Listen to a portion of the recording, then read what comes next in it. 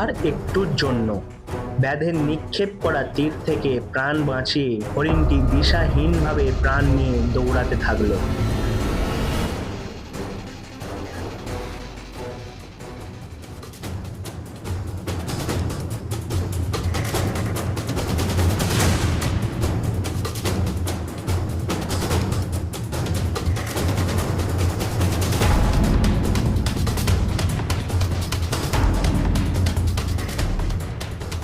এদিকে ব্যাধ কিছুতেই হরিণটির পিছু ছাড়ে না।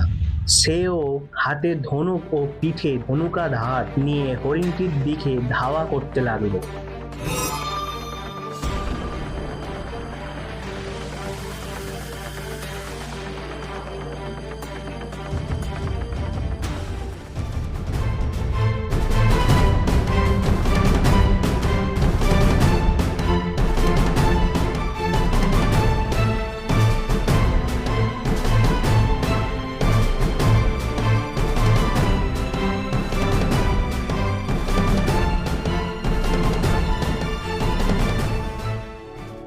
দৌড়াতে দৌড়াতে হরিণটি একটি আঙুর ক্ষেতের মধ্যে প্রবেশ করলো। সে ব্যাধকে অনেক পিছনে ফেলে এসেছে। হরিণটি একটি ঝোপের আড়ালে লুকিয়ে পড়ল। ততক্ষণে ব্যাধও সেই আঙুর ক্ষেতে চলে এসেছে।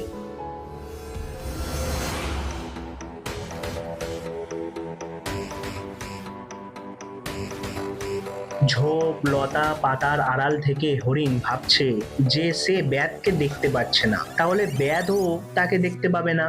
এই ভেবে সে আঙুর গাছের লতা খেতে শুরু করলো। ব্যাধ ততক্ষণে বুঝতে পেরে বিষাক্ত তীর নিক্ষেপ করলো, যেদিক থেকে ঝোপ নাড়ানোর শব্দ আসছে।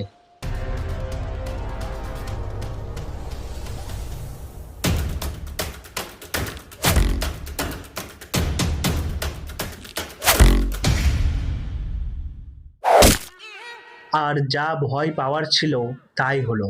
ওই তীরটি হরিণটির গলায় বিদ্ধ করল। মৃত্যুর মুখে ঢলে পড়ে হরিণটি মনে মনে আফসোস করে বলল, যারা আমার আশ্রয় দিয়েছিল, ব্যাধের থেকে আড়াল করে রেখেছিল, আর আমি কিনা এমনই অকৃতজ্ঞ যে তাদেরই ক্ষতি করতে শুরু করেছিলাম, আর তাই তো হাতে হাতেই প্রতিফল পেয়ে গেলাম।